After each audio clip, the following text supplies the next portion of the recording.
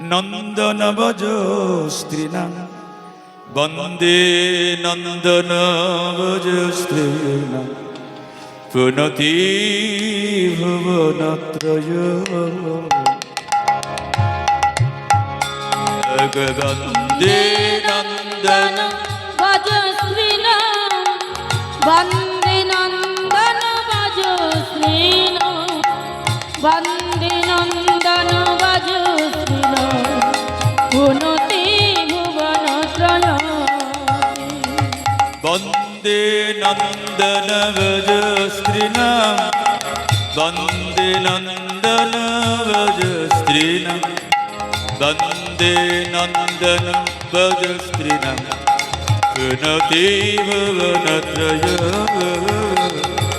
বন্দে নন্দন ভজ শ্রীরাম বন্দে নন্দন ভজ শ্রীরাম বন্দে নন্দন ভজ শ্রীরাম পুনতি ভুবন ত্রয় হর হরি নয়ন ভরি হর হরি নয়ন ভরি হর হরি নয়ন ভরি হর হরি নয়ন ভরি রাধা মদন মোহ হর হরি নয়ন ভরি রাধা মদন মোহ বৃন্দাবন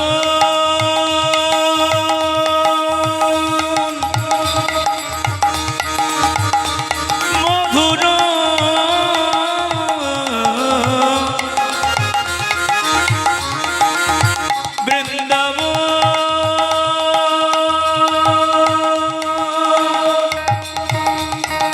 মধুর বন্দে নন্দন ভজ শ্রীরাম বন্দে নন্দন ভজ শ্রীরাম বন্দে নন্দন ভজ শ্রীরাম পুনতি ভুবন ত্রয় গুণতি ভুবনত্রয় গুণতি ভুবন ত্রয় মদন মোহন কি জয় মদন মোহন কি জয় মদন মোহন কি জয় হরি বল। তাহলে লীলাটা শুরু হলো কোথা থেকে মায়েরা? একটা গ্রামে স্বামী স্ত্রী বাস করত। ওই স্বামীটার নাম ছিল সনাতন আর স্ত্রীটির নাম ছিল শিলাবতী। দেখতে দেখতে শিলাবতী গর্ভবতী হয়ে গেল। আর একদিন স্বামীর গলায় জড়িয়ে ধরে বলল, প্রাণনাথ তুমি তো জানো যতদিন কোনো মা গর্ভবতী থাকে ওই মা যেমন আচরণগুলো করে ওই সন্তানের মধ্যে তার ওই স্বভাবগুলো চলে যায়। আজকের আসরে দেখলাম মায়েদের সংখ্যাটা বেশি। মাগো, সুসন্তান পেতে গেলে বাবার বেশি গুরুত্ব না মায়ের বেশি গুরুত্ব? হরি বল। ভালো সন্তান পেতে গেলে গুরুত্বটা বাবার বেশি না মায়ের বেশি? নিশ্চয়ই উত্তরটা জানেন। বাবার দায়িত্ব হলো 1 মাস আর মায়ের দায়িত্ব হলো ওই 9 মাসের বেশি সময় ধরে। বাবা 1 মাসের মধ্যে 20টিকে স্ত্রীর গর্ভমাজারে দেয়। এবার স্ত্রী কি করলো? ওই 20টিকে নিয়ে 9 মাসের বেশি সময় ধরে তার গর্ভমাজারে রাখলো। তাহলে দায়িত্বটা কার বেশি? শাস্ত্র বলল ভালো সন্তান পেতে গেলে বাবার যতটা গুরুত্ব আছে ওর থেকে অনেক বেশি গুরুত্ব হলো ওই সন্তানটা যিনি মা হবেন। তাই শাস্ত্র কি বললো জানো? যতদিন সন্তান তোমার গর্ভে থাকবে ততদিন কোনো গালিগালাজ ঝগড়াঝাটি আজে বাজে চিন্তা এগুলো না করে কি করতে হয়? বেশি করে গোবিন্দর নাম শুনতে হয়, বেশি করে সত্য কথা বলতে হয়। একটা কথা বলে দিয়ে যায়, গর্ভকালীন অবস্থায় যদি কোনো মা কারো বাড়ি লঙ্কা চুরি করে খায়, দেখবেন অনেকে আছে পান্তা ভাত খেতে খেতে বাড়িতে লঙ্কা নাই, ওই পাশের বাড়ির লঙ্কা বাগানে গিয়ে চুরি করে লঙ্কাটা তুলে নিয়ে পান্তা ভাত খাচ্ছে। অনুরোধ করে দিয়ে যাচ্ছি, ওই যে লুকিয়ে আপনি ওই পান্তা ভাতের সঙ্গে লঙ্কাটা চুরি করে খেলেন, ওই চুরি করা বিদ্যাটা আপনার সন্তান কিন্তু শিখে গেল।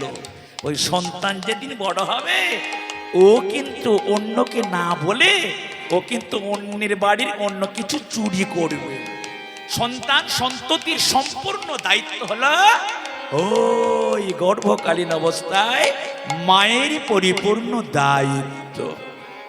তাই একদিন স্বামী দেবতাকে ডেকে বলল, প্রাণনাথ তুমি কি জানো আমি গর্ভবতী হয়েছি, তাই এসো না তুমি আর আমরা দুজনে ভগবানের মন্দিরে বসে তুমি আমাকে একটা ভগবানের নাম শোনাও, আর তোমার মতো স্বামী দেবতার বদনে হরি নাম শুনে আমার নারী জনম ধন্য হইবে। জানি তা ভগবানের নাম কার মুখে শুনতে হয়? ভগবানের নাম কার মুখে শুনতে হয় নিশ্চয় জানা আছে আপনাদের। ভগবানের নাম সবাই করে কিন্তু ক্রিয়াটা হয় না। ভগবানের নাম শুনতে হয় যিনি নিজে আচরণ করে, সত্যিকারের নিজে যিনি ভক্ত, ভক্তের বদনে কীর্তন শুনতে হয়, ভক্তের বদনে হরিনাম শুনতে হয়। যারা অভক্ত, যারা ভক্ত নয়, তাদের বদনে কীর্তন শুনলে প্রকৃত আমাদের কল্যাণ হবে না? হবে না? শাস্ত্র বলল হবে না। স্বামী আমি জানি তুমি কিন্তু অন্য স্বামীর মতো নও, অন্য স্বামীর মতো নেশাখোর নয়, অন্য স্বামীর মতো জুয়া খেলো না, অন্য স্বামীর মতো তুমি তাস খেলো না, তুমি আমার মনের মতো একজন স্বামী। তোমার নাম, তোমার কাছে আমি বসে একটু হরিনাম শুনবো, তুমি আমাকে শোনাও। এটা কার জন্য করবে তুমি? তোমার গর্ভের সন্তানের জন্য। তাই শিলাবতী কি করলো? হাত জোড়ো করে বসে থাকলো আর মন প্রাণ ভরে ভগবানের নাম শোনাচ্ছে। কে? তার স্বামী দেবতা। রাধেশ্বর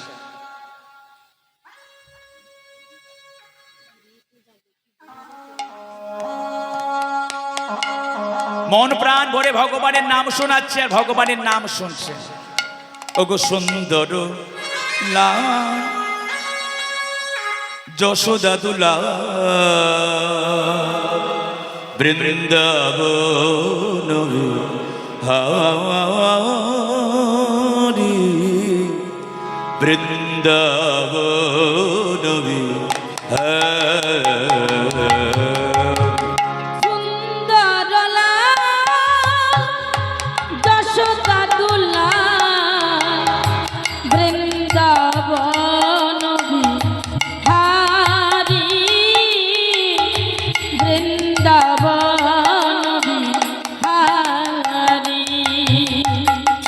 সুন্দর না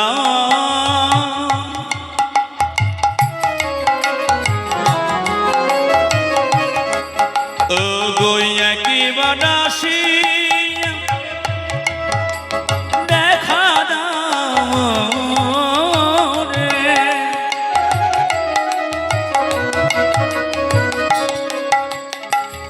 জাগে বানাসি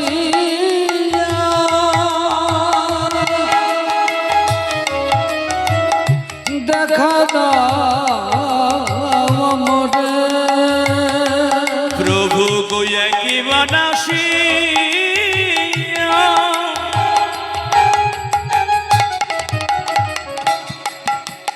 দেখা দাও রে, চরণে শরণ লই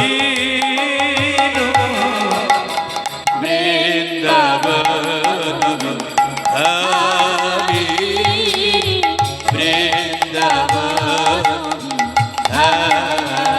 নিতাই গৌর হরি হরি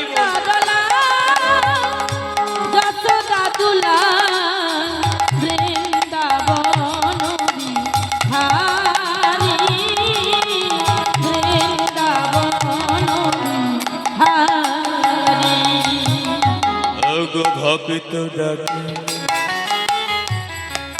তুমি রহিতে না পার, ইহাই শাস্ত্রেতে জানি ভক্ত ডাকিলে সহিতে পারো না ইহাই শাস্ত্রীতে জানি। ও গোয়া কি মনাসি দেখা দাও এই আগে বাড়াছি দেখা দাম মোরে কি মনাসি ও গো দেখা দাও মনে চরণে শরণ বৃন্দাবন হারি বৃন্দাবন হারি সুন্দর যশোদা দুলা বৃন্দাবন হারি বৃন্দাবন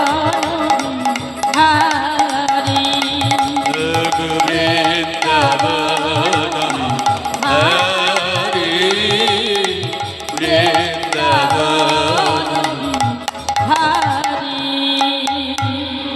স্বামী এতদিন পরে তোমার মতো স্বামী দেবতার বদনে হরিনাম শুনে আমার জীবনটা ধন্য হয়ে গেল। হরে কৃষ্ণ। সুন্দর স্বামী স্ত্রীর মধ্যে ভগবানের নাম গান করছেন আর শুনছেন, সুন্দর হচ্ছিল, কিন্তু এই সুন্দরের মধ্যে একটু বোধহয় অসুন্দর এসে গেল। কি হলো জানো? দরজার কাছে এসে কে জন্য বলে উঠলো, হ্যাঁ গো সনাতন, ও শিলাবতী, একটু দরজাটা খোলা যাবে কি? শিলাবতী একটু যাও তো দরজাটার দিকে খুলে দেখো তো।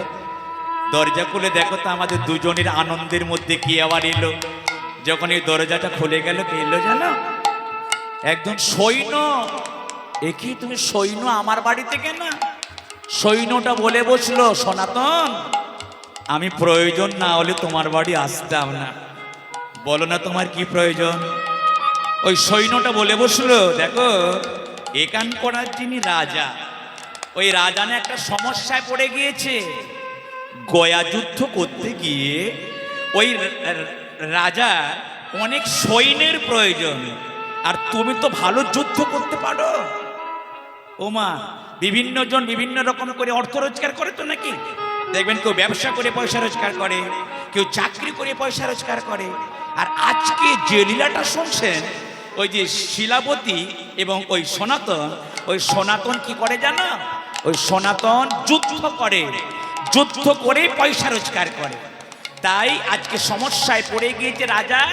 তাই ওই রাজাটা সনাতনকে খবর দিয়েছে, সনাতন তুমি একটু এসো না বাবা, আমি বড় সমস্যায় পড়েছি। গয়া যুদ্ধ করতে এসে আমার অনেকগুলো সৈন্য মারা গিয়েছে, তুমি কি আসবে আমার কাছে? তুমি আমাকে একটু সাহায্য করো না বাবা। তাই সংবাদটা যখন পেল, শিলাবতীর কাছে গিয়ে বললো, শিলাবতী আমি তোমাকে মন প্রাণ দিয়ে গোবিন্দের নাম শুনিয়েছিলাম, আর এ মতো সময় ওই সৈন্য এসে বলছে রাজাকে সাহায্য করতে হবে। বলো আমি এখন রাজাকে সাহায্য করতে যাব না তোমাকে ভগবানের নাম শোনাবো? শিলাবতী বলে বসলো, দেখো স্বামী, আমি শুধু আমার সুখের জন্য তোমাকে আমার কাছে ধরে রাখবো না। যারা প্রকৃত স্ত্রী হয় তারা জগতের কল্যাণের জন্য তার স্ত্রীকে মাঝে মাঝে জগতের কল্যাণের জন্য যাবার অনুমতি দেয়। সবাই জানেন বিষ্ণুপ্রিয়া যদি না মহাপ্রভুকে অনুমতি দিত, তাহলে মহাপ্রভু কিন্তু সন্ন্যাস নিতে পারতো না। আরে বল, পারতো কি? স্ত্রী হয় স্ত্রীর মতো, যে স্ত্রী শুধু নিজেরটা বোঝে আর জগতের কারো কথা বোঝে না, ওই স্ত্রী কিন্তু সংসারে উন্নতি করতে পারে না। তাই স্বামী, আমার মনের কথা শোনো। তুমি এতক্ষণ ধরে আমাকে সুন্দর করে ভগবানের নাম শোনালে, কিন্তু আমাদের যিনি রাজা তিনি সমস্যায় পড়েছে, তো তাই আমি তোমাকে অনুমতি দিলাম, যাও স্বামী ওই রাজার হয়ে একটু যুদ্ধ করে এসো। কিন্তু স্বামী, আমার একটা বিশেষ নিবেদন শোনো। তুমি জানো আমার গর্ভে কিন্তু একটা সন্তান আছে, তাই তুমি যুদ্ধ করতে যাচ্ছ, যাও। কিন্তু নিবেদনটা কি জানো? তুমি ওই যুদ্ধ করতে গিয়ে কোনো সৈন্যকে প্রাণে মারা যাবে না। সনাতন জানতে চাইল, শিলাবতী যুদ্ধ করতে গিয়ে সৈন্যকে প্রাণে মারা যাবে না কেন? শিলাবতী বলে উঠল, স্বামী, আগে তুমি হয়তো কোনো সৈন্যকে তুমি মেরেছো বা ধরেছো, কিন্তু এখন তোমায় না বলছি কেন জানো? কেন? ওই যে মহাভারতের গল্পটা নিশ্চয়ই জানো। গান্ধারী গর্ভবতী যখন ছিল, গান্ধারী গর্ভবতী অবস্থায় ওই মাকড়সার অনেকগুলো ডিম্বকে এই পায়ের গোড়ালি দিয়ে চিপে চিপে মেরেছিল। আর ওই মাকড়সাটা চোখের জলে বলেছিল, হে গোবিন্দ, আমিও যেমন একজন মা, ওই গান্ধারীও সেও কিন্তু তেমন মা। আজকে গান্ধারী নিজের সুখের জন্য আমার ডিম্বগুলোকে, আমার ছানাগুলোকে সব পা দিয়ে, পায়ের গোড়ালি দিয়ে সব মেরে ফেলল। তাই এর ফল তোমাকে গান্ধারী পেতে হবে। গান্ধারী তাই মহাভারতের যুদ্ধের সময় চোখের জলে কেঁদে কেঁদে বলেছিল, কৃষ্ণ, আমার কি দোষ রে? ও কৃষ্ণ, আমি বেঁচে থাকলাম, আমার ছেলেগুলো সব মারা গেল। কৃষ্ণ বলল, গান্ধারী পিসিমা, মনে পড়ে সেই দিনের কথা। সেই দিন ওই মাকড়সাটা চোখের জলে তোমাকে অনেক অনুনয় বিনয় করেছিল, কিন্তু তুমি সেদিন রক্তের জোরে, তুমি সেদিন গায়ের জোরে, তুমি সেদিন ওই মাকড়সার প্রতি দয়া না করে প্রত্যেকটা ডিম্বকে তুমি পায়ে দলিয়ে দলিয়ে মেরেছিলে। হরি বল। কর্মফল কাউকে ছেড়ে কথা বলে না। তাই স্বামী, তুমি অবশ্যই যুদ্ধ করতে যাবে, আমি অনুমতি দিলাম, কিন্তু যতদিন না আমি সন্তান প্রসব করছি ততক্ষণ পর্যন্ত তুমি কোনো প্রাণী হত্যা করবে না। ভয় দেখাবে, যুদ্ধ করবে, কিন্তু প্রাণী হত্যা করবে না। কারণ আমি যাকে প্রাণ দিতে পারবো না তার প্রাণ নেওয়ার অধিকার আমার আছে কি? যারা কীর্তন শুনছেন একটু জানতে চাইছে আপনাদের কাছে, আমি যার প্রাণ দিতে পারবো না তার প্রাণ নেওয়ার অধিকার আমার আছে কি? আপনারা বলবেন, ও কীর্তনিয়া, আগেকার দিনে সাধুগঞ্জে তাহলে যজ্ঞ করত, নরমেধ যজ্ঞ, গোমেধ যজ্ঞ, অশ্বমেধ যজ্ঞ করতো তো নাকি? হ্যাঁ, অশ্বমেধ যজ্ঞ কাকে বলে? গোমেধ যজ্ঞ কাকে বলে? একটা গরুকে কি করে, ওই যজ্ঞের মধ্যে ফেলিয়ে দেয়। তাহলে এটা ওরা পাপ করতো না? না। গোমেধ যজ্ঞ মানে হলো যে গরুটি আর দুধ দিতে পারে না, যে গরুটি আর চলতে পারে না, যে গরুটি একেবারে অসুস্থ হয়ে গিয়েছে, আগেকার দিনে মুনি ঋষিগণ কি করতো জানো? ওই গোমাতাটিকে মন্ত্রের দ্বারা ওই আগুনের মধ্যে ওখানে সমর্পণ করত, বিনিময়ে আবার একটা নতুন গোমাতা তৈরি করতে পারত ওই অগ্নিকুণ্ড থেকে। এখনকার দিনে ওটা পারা যায় না। তাই তুমি যার জীবন দিতে পারবে না তার জীবন নেওয়ার অধিকার তোমার কোনোদিনের জন্য নাই। যেমন তুমি হিংসা করবে, যেমন তুমি অন্যের প্রতি আচরণ করবে। সবাই জানেন তো মহাভারতে ওই মারা গিয়েছিল 100টা তীরের উপরে থেকে, কি নাম? ভীষ্মদেব।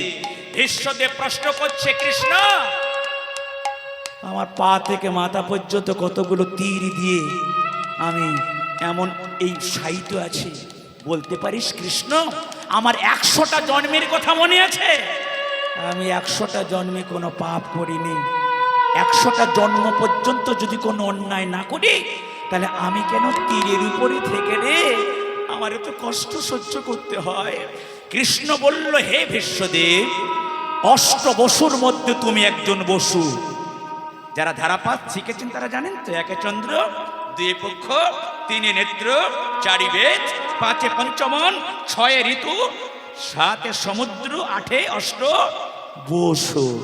8 বসুর মধ্যে একজন বসু হলো এই ভীষ্মদেব, যার নাম।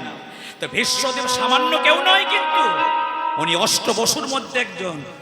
ওনার মতো ব্যক্তিকে তীরের উপরে থেকে জীবনটা কাটাতে হয়েছিল। যার 100 জন্মের কথা মনে ছিল। কৃষ্ণ বলল 100 জন্মের আগের জন্মে তুমি কি পাপ করেছিলে? ভীষ্ম বলল আমার ওটা মনে নাই। শোনো, তোমার যেটা মনে নাই ওটা আমার মনে আছে। 100 জন্মের আগের জন্মে তুমি একটা সর্পটির রাস্তার উপরে শায়িত ছিল, ওই সর্পটিকে তুমি কি করেছিলে জানা? তীর দিয়ে বিদ্ধ করে তাকে তুমি খেজুর গাছের কাঁটার দিকে ফেলে দিয়েছিলে। আর লেজ থেকে মাথা পর্যন্ত পুরো সর্পটা খেজুর গাছের কাঁটায় বিদ্ধ হয়ে গিয়েছিল। চোখের জলে কাঁদতে কাঁদতে সর্পটি তার প্রাণবায়ু পরিত্যাগ করেছিল। যদি তোমার সর্পটা কোনো অসুবিধা করত, তুমি তাকে রাস্তা দিয়ে সরিয়ে দিয়ে তোমার রথ নিয়ে যেতে। কিন্তু ভীষ্ম, তুমি খুব ছিলে অহংকারী, তাই যেদিন তুমি রাজা ছিলে ওই সর্পটার প্রতি এই কুআচরণ করে তুমি খেজুর গাছের কাঁটায় তাকে তুমি ছেড়ে দিয়েছিলে। আর সেই অপরাধের জন্য সর্পটা যেমন করে কাঁটা বিদ্ধ হয়ে মৃত্যুবরণ করেছিল। তুমি হতে পারো অষ্টবসুর মধ্যে একজন বসু, কিন্তু তোমাকে এই কাঁটার উপরে থেকে তোমার জীবনটা কষ্ট স্বীকার করতে হবে। হরি বল। আপনাদের অমূল্য সময় আমি নষ্ট করে দিলাম এই দুটো উদাহরণ দিতে গিয়ে। এই উদাহরণগুলো না শুনলে আমাদের চৈতন্য জাগ্রত হবে না। কীর্তন মানে হলো শুধু পালা কীর্তন নয়, কীর্তন মানে হলো আমাদের ভেতরের মধ্যে পবিত্র ভাবকে জাগরিত করা। এই পবিত্র ভাব জাগরিত হলে তবে গিয়ে আমরা ভগবানকে স্মরণ করব। আর পবিত্র ভাব জাগরিত না হলে হাজার কীর্তন শুনলে আমাদের মধ্যে ভয় যদি না হয়, ভক্তি হবে না। ওমা, এই যে ভক্তি ভক্তি সব কীর্তনে বলে যায় তো নাকি ভক্তি করো ভক্তি করো, কিন্তু আমার প্রশ্ন ভক্তি হবে কি করে? ভক্তিটা হবে কি করে? আমি 500 টাকার একটা নোট নিয়ে আপনাকে বলবো, এই যে খাগা থেকে আমরা এলাম ওই দিক থেকে, ওই যে বাজারগুলো বসে না, ওই বাজারে কি বলবেন, হ্যাঁ গো আমি তোমাকে 1000 টাকা দিচ্ছি। ভগবানকে পেতে গেলে যে ভক্তি না, ওই ভক্তি তোমার দোকানে বিক্রি হয়। ওই দোকানদার আপনাকে ভক্তি বিক্রি করবে না, বা ওই দোকানে ভক্তি পাওয়া যায় না। তাহলে ভক্তিটা পাবো কই? শাস্ত্র বলল ভক্তি পাওয়া যায় ভয় থেকে। যার মনে ভয় আছে, কিসের ভয়? কীর্তনটা বোঝা যাচ্ছে তো? ও মায়েরা, বোঝা যাচ্ছে তো? বাবু বলেছিলেন যে একটু তত্ত্ব করে কীর্তনটা করবেন, তাই বাবুর অনুরোধে আমি তত্ত্ব করে কীর্তন করার চেষ্টা করছি। জানি না আপনাদের কতটুকু ভালো লাগছে। রাধেশ্যাম, মন দিয়ে কথাগুলো শুনুন। তাহলে ভক্তিটা পাবো কই? ভগবানকে পেতে গেলে ভক্তির দরকার। শাস্ত্র বলল ভয় যার, ভক্তি তার। যার ভয় নাই তার মধ্যে ভক্তি নাই। কাকে ভয় করব? ভয় করবেন পরপারকে।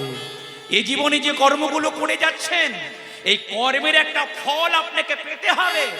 তাই যারা কর্মের ফল যারা ভয় করে, আমার কর্মের ফল যারা মেনে চলে তারা ভয় করে। আর যারা কর্মের ফলকে বড় ভয় করে তারা দেখবেন অতি তাড়াতাড়ি লুঙ্গি পরা বন্ধ করে দিয়ে ধুতি কাপড় পরা শুরু করে দেয়। আর তাস খেলা বন্ধ করে দিয়ে, জুয়া খেলা বন্ধ করে দিয়ে সন্ধেবেলায় তুলসী তলায় ধূপ প্রদীপ ঘুরিয়ে ভগবানের কাছে প্রণাম করে।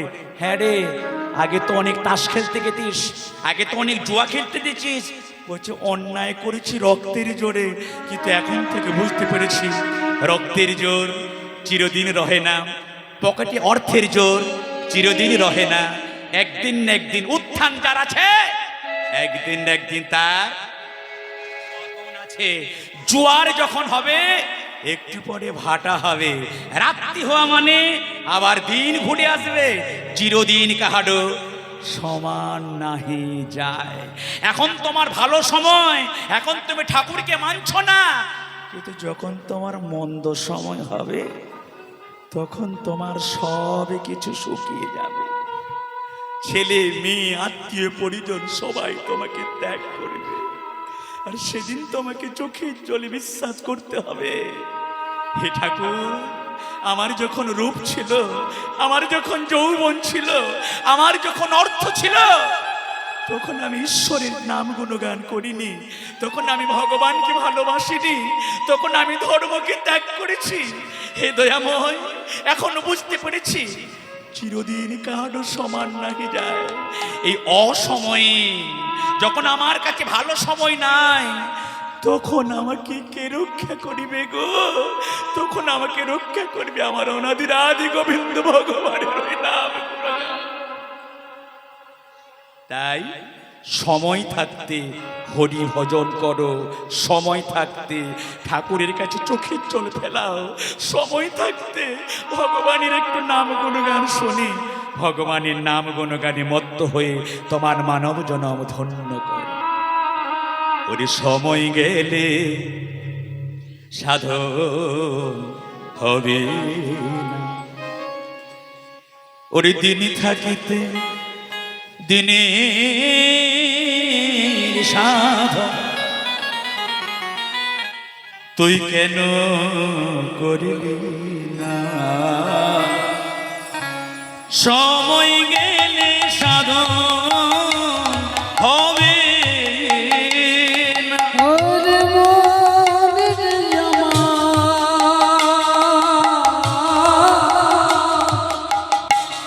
সময় গেলে সাধন হবে না।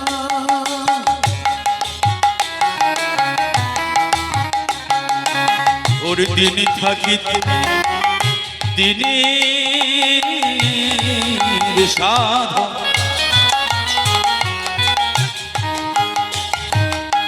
দিন থাকিতে দিনের সাধন কেন করলি না? হায় হায় কেন করলি না? সময় গেলে সাধন হবে না। ওরে মনের জামা সময় গেলে সাধন হবে না। তুমি জানো না খালে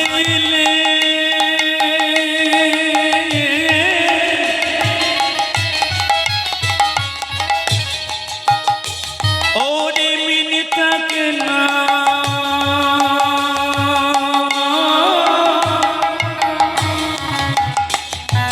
জল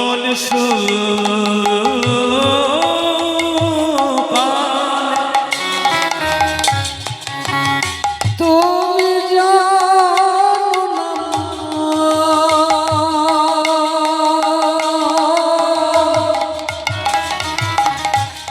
খালে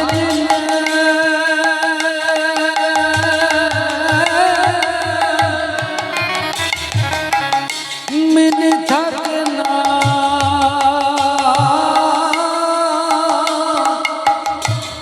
জল শুকালে ওরে কি হবে তার বাঁধন দিলে, কি হবে তার বাঁধন দিলে। ওই শুকনো মোহনা হায় হায় শুকনো মোহনা, হায় হায় শুকনো মোহনা। সময় গেলে সাধন হবে না। ওরে মনের জামা সময় গেলে সাধন হবে না। রাধেশ্যাম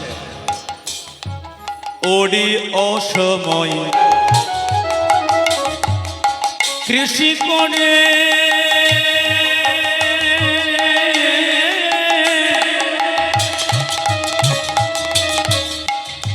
তুমি মিছে মিছে খেটে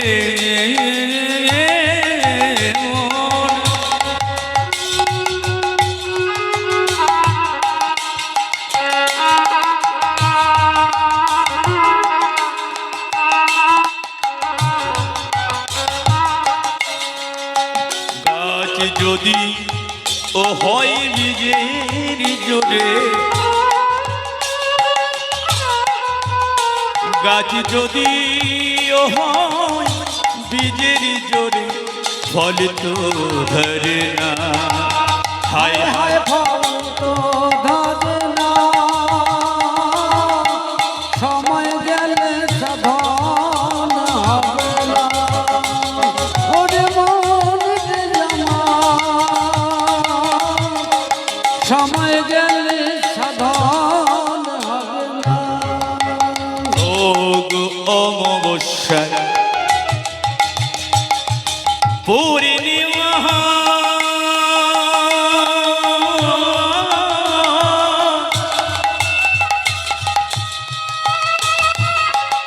মহাযোগ সে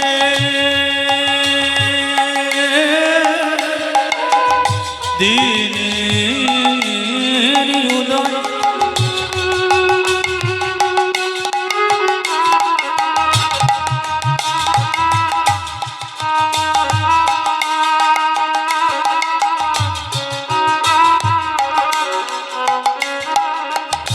লালনে বল যাওয়ার সময়, লালনে বল যাওয়ার সময়,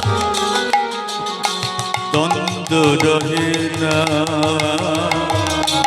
সময় গেলে সাধন হবে না। ওরে মন রে আমার, নিতাই গৌর হরি হরি সময় গেলে সাধন হবে না।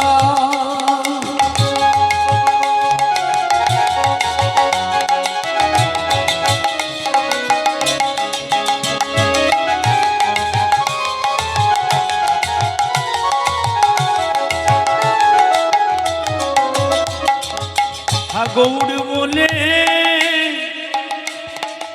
কেন ডাকিলি না রে,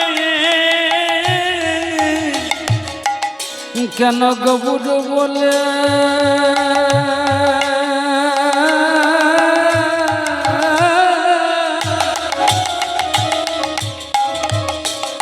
কেন ডাকলি না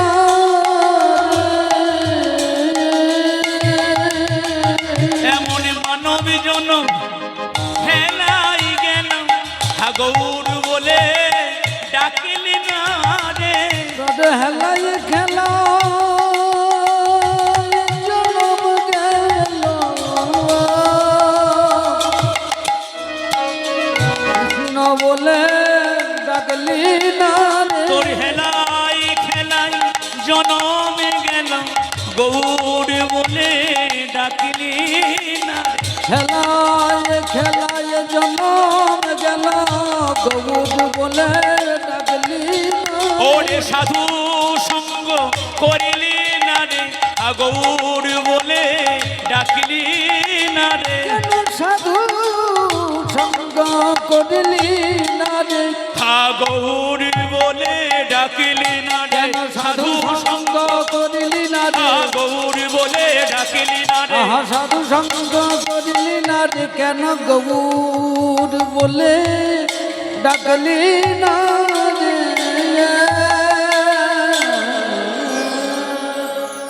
যে গানটা করলাম বুঝতে পারলেন নিশ্চয়ই, অমূল্য গান, সুন্দর গান, যে গানটার আজও পর্যন্ত রেকর্ডিংয়ে বাজলে আমাদের গায়ের চুলগুলো দাঁড়িয়ে যায়। তাহলে সময় চলে গেলে হরিভজন আর করা যাবে না। যার যে বয়স আছে সেই বয়স থেকে নতুন একটা জীবন শুরু করতে হবে, নারে যত এগোবেন তত লাভ, আর যত পিছিয়ে থাকবেন তত ক্ষতি। আমরা লাভবান হব তো। এই যে হৃদয়রাম বাবুর এখানে গান শুনতে এসছেন, আপনারা লাভ করতে এসছেন না ক্ষতি করতে এসছেন জানি, তাই একটু আমার দিকে বলুন না, তাকে লাভ করব না ক্ষতি করব। যারা চালাক তারা লাভবান হতে চায়, যারা বোকা তারা ঠকতে চায়। তাই লাভ হলো যেজন চতুর সেজন কৃষ্ণ ভজে।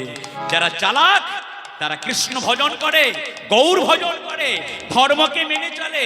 আর যারা চালাক নয় তারা ভগবানকে মানে না, ভগবানের নাম গুণগান হলে শুনতে যায় না।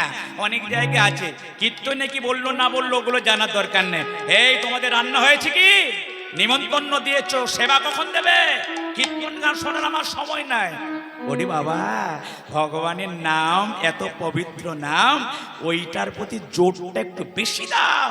ওইখানে আসল মোহনাগুলো আছে। কারণ সৎসঙ্গ স্বর্গবাস, অসৎসঙ্গ নরকবাস। যেখানে গেলে আমাদের মন পবিত্র হয় সেই সঙ্গটাই হলো স্বর্গ। তো নাকি? যেখানে গেলে আপনার মিথ্যে কথা বলতে ইচ্ছে জাগবে, যেখানে গেলে আপনার পাপ করতে ইচ্ছে জাগবে। এই পৃথিবীতে অনেক রকমের সঙ্গ আছে। যে সঙ্গে গেলে আপনার মনের মধ্যে কৃষ্ণ প্রেম, মনের মধ্যে ভয় জাগে, সেই সঙ্গটাই হলো স্বর্গ। যদি কেউ আপনাদেরকে বলে স্বর্গে যেতে চাও, অবশ্যই হাত তুলে বলবো স্বর্গে যাব। তার স্বর্গ কোনটা? এই যে আজকে হৃদয়রাম বাবু যে স্বর্গটা করেছেন, সবাই এক স্থানে বসে আমরা গৌর গোবিন্দের আমরা নাম রসকথা শুনে কিছুক্ষণের জন্য হলো এইখানটা একটু পরিষ্কার করার ইচ্ছে প্রকাশ করে আমরা হরিনাম শুনতে এসেছি। এইটাই হলো তোমার মানব জীবনের স্বর্গ। নরক কোনটা? না যেখানে গেলে আপনার হৃদয়ের মধ্যে সৎ ভক্তি দূর হয়ে যায়। একটাই মানুষ কখনো পাপ কাজ করে, একটাই মানুষ কখনো পুণ্য কাজ করে। আরে তুমি ওখানে অত ভালো কাজ করেছিলে না, তুমি এত মন্দ কাজ কেন করছো? সঙ্গ গুণে গ্রাম নষ্ট। সঙ্গ যার সঙ্গে আমি যেমন করবেন, আপনার মন প্রাণ তেমন জানি। তাই তাই স্বামী দেবতাকে বিদায় দিল। স্বামী, আমার নিবেদনগুলো তুমি শুনলে তো? হ্যাঁ গো, আমি তোমায় কথা দিলাম আমি যুদ্ধ করব সত্য, কিন্তু কোনো সৈন্যকে আমি প্রাণে হত্যা করব না। একদিন গেল, 2 দিন গেল, 3 দিন গেল, 4 দিন গেল, আর 7 দিন পরে খবর এলো, কে যেন বলে উঠল, শিলাবতী, তোমার স্বামী ওই রাজাকে জয়লাভ করানোর জন্য যুদ্ধ করতে গিয়েছিল। কিন্তু তুমি কি জানো, তোমার ওই স্বামী চিরদিনের মতো যুদ্ধক্ষেত্রে গিয়ে মৃত্যুবরণ করেছে। না, বলো না, বলো না, বলো না, আমায় বলো না, আমায় বলো না। শিলাবতী, যাহা সত্য, আমি সত্য কথাটাই তোমায় বলে দিয়ে গেলাম। এ জগতে কেউ কারো আপনজন নয়। জন্ম মৃত্যু এগুলো মানুষের হাতে নাই। যতই তুমি ভেলোর যাও, যতই তুমি ঔষধ খাও, যেদিন তুমি জন্ম নিয়েছিলে আগো, সেদিন তোমার মৃত্যু দিনটা সেদিন লেখা হয়ে গিয়েছে। তাই জন্ম এবং মৃত্যু এগুলো মানুষের হাতে নাই, এগুলো কোনো ডাক্তারের হাতে নাই, এগুলো কোনো কবিরাজের হাতে নাই। তোমার কেমন করে মৃত্যুবরণ হবে, এটা যেদিন তুমি জন্মেছিলে সেই দিনই কিন্তু চিত্রগুপ্ত সুন্দর করে লিখে দিয়েছে। এই কে আছিস? শিলাবতীর স্মৃতির সিঁদুর মুছে ফেল। কে আছিস? শিলাবতীর হাতের শাখা খুলে ফেল। আর শিলাবতীকে রঙিন পোশাক ত্যাগ করে একটা সাদা রঙের পোশাক পরিয়ে ওকে একটা অন্য বেশভূষা দিয়ে ওকে পরিয়ে দে। কোথায় গেল তার এত সুখ? কোথায় গেল তার এত আনন্দ? কোথায় গেল তার মনের এত শান্তি? প্রত্যেকটি রমণী শান্তি পায় তার স্বামীর কাছে গেলে। সারাদিন কাজ করার পরে যখন স্বামীর কোলে ঘুমোতে পারে, প্রত্যেকটি মেয়ের জন্য কত শান্তি হয়। নিজের বাবা মাকে ত্যাগ করে স্বামীর মুখের দিকে তাকিয়ে প্রত্যেকটা মেয়ে স্বামীর ঘরে কাজ করে। কিন্তু স্বামী যদি কারো না থাকে, ওই মেয়েটার যে মনের দশা কি সে ছাড়া আর কেউ জানে না। শিলাবতী চোখের জলে কাঁদে, ঠাকুর আমার স্বামী দেবতা নাই, কিন্তু আমার স্বামী দেবতা আমার গর্ভে একটা সন্তান দিয়ে গিয়েছে। বলো না দয়াময়, বলো না দয়াময়, আমি মরতেও পারছি না আর বেঁচে থাকতেও পারছি না। মরতে গেলে আমাকে বাধা হয়ে দাঁড়ায় আমার গর্ভের সন্তান। কারণ আমি হয়তো স্বামীর দুঃখে মরে যাব, কিন্তু গর্ভের সন্তানটা সে তো অবলা সন্তান, তার তো কোনো দোষ নাই, সে তো নিষ্পাপ শিশু।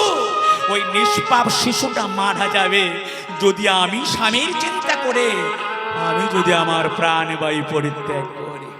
ভক্তমণ্ডলীগণ, তাই শিলাবতী মরতে চাচ্ছে কিন্তু মরতে পারছে না। হঠাৎ করে শিলাবতীর হৃদয় থেকে বিবেক ওই বলে উঠল, শিলাবতী, তুমি জানো না এই জগতে সেই তো সতী যেজন ভজে দুইজন পতি। দিদি ভাই এবং মায়েরা যারা শুনছেন, বোঝা যাচ্ছে তো? বুঝতে না পারলে দাঁড়িয়ে জিজ্ঞাসা করবেন, কারণ আমি করে গেলাম, বুঝতে পারলেন না তাহলে কিন্তু বোধহয় ততটা আমরা লাভবান হতে পারবো না। তাই শিলাবতী চোখের চলে কাঁদছে, আর বিবেক তাকে বলে উঠল, শিলাবতী, এ জগতে তারাই সতী নারী হয় যারা দুইজন স্বামীকে ভালোবাসে। দুইজন স্বামীর নাম কি? একজন স্বামী হলো রক্ত মাংসে গঠিত স্বামী, আরেকজন স্বামী হলো অনাদির আদি গোবিন্দ স্বয়ং ভগবান। তোর নিজের স্বামী চলে গিয়েছে তাতে দুঃখ করিস না, আজ থেকে তুই বাঁচবি আরেকজন স্বামী দেবতার জন্য। এই জগতে সেই তো সতী যেজন ভজে দুইজন পতি, আপন পতি আর গোলকাধিপতি অনাদিরাদি গোবিন্দ ভগবান। শিলাবতী মনে সাহস পেল এবং মনে সাহস করে নতুন জীবন তৈরি করতে থাকলো। কিন্তু কে যেন বলে উঠল, শোন, আষাঢ় মাসে কিছুদিন পরে রথযাত্রার উপরে জগতের নাথ জগন্নাথ তিনি বিরাজ করবে। এই শিলাবতী, তুই জানিস কি, যদি কেউ আষাঢ় মাসে রথের উপরে জগন্নাথকে দর্শন করতে পারে, তাহলে ওই রথের উপরে চড়ে যেদিনও মারা যাবে, সেদিন ওই রথের উপরে চড়ে তার আত্মা ওই রথে চড়ে স্বর্গধামে যায়। শিলাবতী মনে মনে চিন্তা করলো, আমার গ্রামে থেকে আর লাভ কি? আমি আমার এই ঘরের চাবি লাগিয়ে দিয়ে গ্রাম ছেড়ে, আমার এই পাড়া ছেড়ে আমি নতুন জীবন তৈরি করব। হে জগন্নাথ, আমি আজ থেকে আমি তোমার ওই ধামে থাকবো। ওই ধামটির নাম হলো জগন্নাথ ধাম। জয় জগন্নাথ, জয় জগন্নাথ, জয় জগন্নাথ, জয় জগন্নাথ, জয় জগন্নাথ, জয় জগন্নাথ, জয় জগন্নাথ, জয় জগন্নাথ, জয় জগন্নাথ, জয় জগন্নাথ, জয় জগন্নাথ, জয় জগন্নাথ, জয় জগন্নাথ, জয় জগন্নাথ, জয় জগন্নাথ, জয় জগন্নাথ, জগন্নাথ স্বামী নয়ন পথবান ভগত ভগত জয় জগন্নাথ, জয় জগন্নাথ, জয় জগন্নাথ, জয় জগন্নাথ, জয় জগন্নাথ, জয় জগন্নাথ, জয় জগন্নাথ, জয় জগন্নাথ। ও মায়েরা, নাথ মানে কি গো? নাথ, এই যে গানটা আমি করলাম, জগন্নাথ, নাথ শব্দের বাংলা মানে হলো স্বামী, নিজের স্বামী এবং ওই জগন্নাথ স্বামী। এই দুজনকে যারা ভালোবাসতে পারে তার মানব জনম ধন্য হইয়া যায়। তাই শিলাবতী কি করলো জানা? স্বামী তো মারা গিয়েছে, তাই ছেলেটাকে গর্ভে ধরে, এখন তো প্রসব হয় নাই, ওই ছেলেটাকে নিয়ে সারা জীবনের মতো যাবেন কোথায়? কোথায় যাবেন? পুরী ধামে। কেন গো মায়েরা?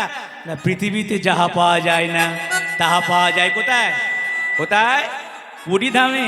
আজকে যারা কীর্তন শুনছেন, একাদশী করেন তো? একাদশী করেন তো? একাদশীর পরের দিনে দ্বাদশী দিন কি করতে হয়? কি করতে হয় না, পৃথিবীর সবাই এই নিয়মটা পালন করে। একাদশীর পরের দিন দ্বাদশী দিনে ওই পারণের সময় ওই জগন্নাথের মহাপ্রসাদ সেবা করে আপনার পারণটা পূর্ণ করতে হয়। ঠিক বললাম তো? এই নিয়মটা আপনাদের এখানে আছে তো? আরে হ্যাঁ কি না বলুন, আছে তো? তাই পৃথিবীর সবাই যায় প্রসাদ পাবার জন্য। এই প্রসাদের একটা বাজার আছে, এই পৃথিবীতে বাজার আর অন্য কোথাও নাই, একটাই জায়গা যার নাম হলো পুরীধাম। ওই পুরীধামে যে বাজারটি আছে, বাজারটির নাম আনন্দ বাজার। আনন্দ বাজারে কি বিক্রি হয়? আনন্দ বাজারে কোনো তেল মশলা জামা কাপড় বিক্রি হয় না, ওই আনন্দ বাজারে বিক্রি হয় ভগবানের প্রসাদ। আমার একটু পরে আপনাদের হৃদয়রাম বাবু আপনাদের সকলের জন্য প্রসাদের ব্যবস্থা রেখেছে তো রেখেছে। আচ্ছা বলুন তো মেয়েরা, আপনারা অনেক কীর্তন শুনেছেন বা অনেক জায়গায় যান, আচ্ছা কোনোদিন মনে প্রশ্ন জেগেছে, এখানে প্রশ্ন জেগেছে ভগবানের প্রসাদ সেবা করলে আমাদের কি লাভ হয়? ভগবানের প্রসাদ সেবা করলে আমার কি কি লাভ হয়? আপনারা বলবেন ও মুকুন্দ বাবু, প্রসাদ সেবা করলে পেটটা ভরে যায়। ও পেট ভরা বাড়িতে গেলেও তো পেট ভরাতে পারেন, কিন্তু কোনো কীর্তনাসরে যেতে হয়, হরিবাসরে যেতে হয়, মন্দিরে যেতে হয়, গিয়ে আপনাদেরকে ভগবানের প্রসাদ শ্রদ্ধা সহকারে সেবা করতে হয়। কিন্তু প্রশ্ন হলো, এমনি ভাত মুড়ি খাওয়া আর কোনো ভগবানের মন্দিরে গিয়ে বা কোনো দেবালয়ে গিয়ে ভগবানের প্রসাদ সেবা করা, দুটোরই ক্রিয়া কি এক না আলাদা? আরে বল, ভাত মুড়ি তরি তরকারি খেলে পেট ভরে, কিন্তু ভগবানের প্রসাদ সেবা করলে পেটটা তো ভরে, তার সঙ্গে অনেকগুলো উপকার হয়। উপকারগুলো কি কি? আরে বল, উপকারগুলো কি কি? উপকার একটা নয়, শাস্ত্র বলল উপকার হলো চারটি। যারা প্রকৃত নিয়ম কানুন জানে তারা কিন্তু সব ত্যাগ করে, তারা ভগবানের প্রসাদকে ত্যাগ করে না। এই ভগবানের প্রসাদ না পাওয়ার জন্য ওই মহাদেব আর পার্বতীর মধ্যে যুদ্ধ হয়ে গিয়েছিল না? মহাদেব কি করেছিল? ওই ভগবানের প্রসাদ নিজে খেয়ে নিয়েছিল আর পার্বতীকে দেয় নাই। পার্বতী বলল, হে স্বামী, আজকে তুমি আমাকে যে ভগবানের প্রসাদ থেকে বঞ্চিত করলে, আমি তোমার কাছে প্রতিজ্ঞা করলাম এই প্রসাদের একটা আমি বাজার বসাবো। ওই বাজারটার নাম হবে পুরীধামের আনন্দ বাজার। তাই মহাদেব যদি সেদিন প্রসাদ যদি পার্বতীকে দিয়ে দিত, তাহলে এই প্রসাদের বাজার আমরা পুরীধামে পেতাম না। সেদিন ওই শিব দুর্গার মধ্যে ঝগড়া যদি না হতো, তাহলে আমরা এই কলিযুগের মানুষ আমরা ওই জগন্নাথের প্রসাদ আমরা লাভ করতে পারতাম না। তাই জগন্নাথের প্রসাদ, মহাপ্রসাদ, ভাগ্য ভালো থাকলে তবে কি এগুলো লাভ করা যায়। হরি বল। তাহলে আপনি তো বললেন না প্রসাদ সেবা করলে কি কি লাভ হয়? আমি ব্যাখ্যা করেছি, কি করেছি? করলাম না তো নাকি? না করেছি? করি নাই, তাই তো? তাহলে প্রসাদ সেবা করলে কি হয়? শ্রীমদ্ ভাগবত গ্রন্থ বলল প্রসাদ সেবা করলে চারটা উপকার হয়। প্রথম উপকার হলো হৃদয় মন্দিরের অসৎ ভাবনা ত্যাগ হয়ে গিয়ে হৃদয় মন্দিরের দেবতার ভাব জাগ্রত হয়। হরি বল। যারা নিত্য নিত্য ভগবানের তুলসী সেবা করে, যারা নিত্য নিত্য ভগবানের প্রসাদ সেবা করে, তাদের প্রথম উপকার হলো হৃদয় মন্দিরে অসৎ ভাবগুলো ত্যাগ হয়ে গিয়ে হৃদয় মন্দিরে সৎ ভাব জাগরিত হয়। দ্বিতীয় উপকার দুটো বলে আমি লীলার দিকে চলে যাবো, চারটা বলার আমার সময় নাই। দ্বিতীয় উপকার বলে দিয়ে যাচ্ছে। তাহলে প্রথম উপকার হলো হৃদয় মন্দিরের পাপগুলো। আচ্ছা ও মুকুন্দ দাস অধিকারী, তুমি বলে গেলে একটা ভাগবতী লেখা আছে। আচ্ছা আমাদের বাড়িতে তো ভাগবত আছে, বলো তো ভাগবতের কোন অধ্যায় লেখা আছে? ভাগবত কতগুলো অধ্যায় নিয়ে তৈরি জানি? তাই ভাগবত কতগুলো অধ্যায় নিয়ে তৈরি? একটা দুটো অন্তত উত্তর দিন। সবগুলো আমি বললে হবে? হৃদয়রাম বাবু কত বড় বড় দল এখানে ভাড়া করে নিয়ে আসে, আর আপনারা কীর্তন গান শুনে জীবন ধন্য করেন, একটা দুটো উত্তর বলতে পারবেন না? শ্রীমদ্ ভাগবত গ্রন্থ 12টি স্কন্ধ বা দ্বাদশ স্কন্ধ নিয়ে হলো শ্রীমদ্ ভাগবত। কিন্তু ভগবানের প্রসাদ সেবা করলে আমাদের কি উপকার হয়, এটা অত বড় ভাগবতের মধ্যে কোথায় লেখা আছে? কোথায়? ভাগবত পড়েন তো নাকি? বাড়িতে ভাগবত পড়েন তো? না মোবাইল নিয়ে ঘাটেন, না টেলিভিশন দেখেন, না রিলস বানান? জানি তাই এগুলো কম করে একটু গীতা ভাগবতের দিকে মন দিবেন। উত্তরটা হলো শ্রীমদ্ ভাগবত গ্রন্থের দশম স্কন্ধে শ্রী গোবিন্দের সঙ্গে ব্রজ গোপিকাগণের যেখানে কথাবার্তাগুলো আলোচনা হয়েছিল, ওই জায়গায় বৃন্দাবনের ব্রজ গোপীরা ভগবান কৃষ্ণকে ব্যাখ্যাটা করছেন। কৃষ্ণ, হে গোপাল, তুমি কি জানো তোমার অধরামৃত, তোমার প্রসাদ সেবা করলে জগতের কি কি কল্যাণ হয়? কৃষ্ণ বলল, আমি নিজে ভগবান, কিন্তু আমি জানি না আমার প্রসাদ সেবা করলে জগতের কি কল্যাণ হয়। তাই কৃষ্ণ হাত জোড়ো করে শুনছেন, আর কৃষ্ণকে শোনাচ্ছেন বৃন্দাবনে ব্রজ গোপীরা। এই কাহিনীটা ভাগবতে দশম স্কন্ধে পেয়ে যাবেন। তাই সেখানে বলা হলো, ভগবানের প্রসাদ সেবা করলে হৃদয় মন্দিরের অসৎ ভাবগুলো দূর হয়ে যায়, প্রথম উপকার।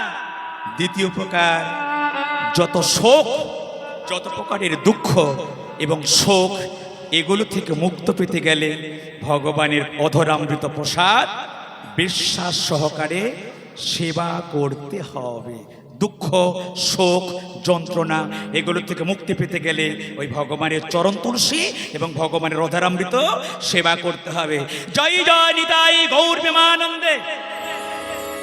আচ্ছা, একটু আপনাদের জন্য বলি, এমনি করে ভাঙানি করে কীর্তন করছি, সময় কিন্তু বেশি লাগছে। ভাঙানিটা কম করে লীলাটার দিকে বেশি জোর দেবো না, ভাঙানি যেমন হচ্ছে চলবে, কারণ আপনারা যেমন চাইবেন আমাকে তেমন করে কীর্তন করতে হবে। হ্যাঁ হ্যাঁ, কীর্তনটা কম হোক, তাতে কোনো অসুবিধা নেই, কিন্তু ভাঙানিটা যদি না বেশি একটু হৃদয়ঙ্গম করতে পারে, তাহলে ওই শুধু পালা কীর্তনটা শুনে নিয়ে গেলাম, কিন্তু আমি কি পেলাম এটা কিন্তু আমরা পাবো না। তাই ভাঙানিটা করতে পারলে বা ভাঙানিটা বুঝতে পারলে তাহলে আমাদের ভক্ত হতে বড় সুবিধা হবে। ভগবানকে প্রণাম করতে আমাদের বড় ইচ্ছে জাগ্রত হবে। ভগবানকে প্রণাম তখনই জাগ্রত হয় যখন এই অজানা কথাগুলো আমরা জানতে পারি। তাহলে দ্বিতীয় উপকার হয়ে গেল শোক নাশ। প্রথম উপকার হলো ভগবানের প্রসাদ সেবা করলে সমস্ত দৈব শক্তিগুলো জেগে ওঠে আর ভেতরের আসরিক শক্তিগুলো সব দূর হয়ে যায়। আরেকটা উপকার বলবো, আরেকটা বলছো না, আরেকটা উপকার হলো এই যে ভগবানের হাতে বাঁশি দেখেছেন তো, যত জায়গায় দেখবেন ভগবান কৃষ্ণ যায় হাতে বাঁশি থাকে তো, যারা নিত্য নিত্য গোবিন্দের অধরামৃত সেবা করে তারা কোনো না কোনো দিন ভগবানের এই বাঁশির ধ্বনি তারা শ্রবণ করে পাগলের মতো হয়ে তারা হা কৃষ্ণ বলে চোখের জলে তারা কেঁদে বেড়ায়। আরে বল, অনেকে বলবে ওটা পাথরের মূর্তি, ওই যে বাঁশি ধরিয়ে আছে ওটার কোনো মূল্যই নাই। কিন্তু যারা পরম ভক্ত, যারা অন্তর দিয়ে গোবিন্দকে ভালোবাসে, তারা কোনো না কোনো দিন এই ভগবানের হাতে যে বাঁশি, এই বংশী ধ্বনি তারা শ্রবণ করে তারা আরো বড় ভক্ত হয়ে ভগবানকে ভালোবাসার মন প্রাণ করিয়া থাকে। ওগো ভগবান, ওগো ভগবান, কৃপা করে দাও তোমার যুগল চরণ। ওগো ভগবান, হে ভগবান,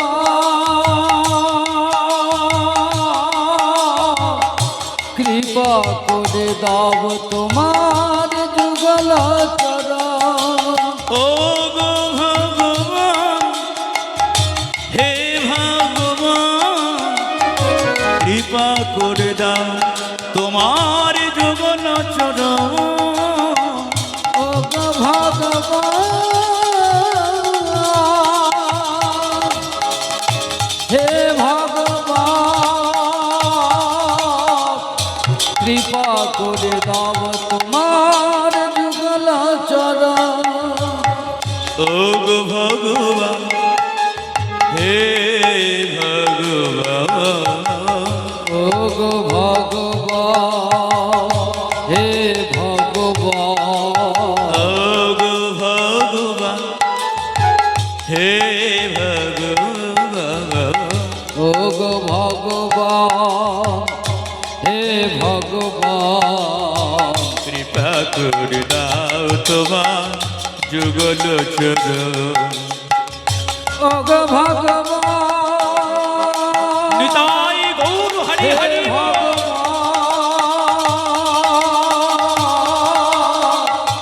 কৃপা করে দাও তোমার যুগল চরণ একেবারে কৃপা করে দাও তোমার যুগল চরণ কৃপা করে দাও তোমার যুগল জগন্নাথ দেব কি বলরাম দেব কি সুভদ্রা মাইয়া কি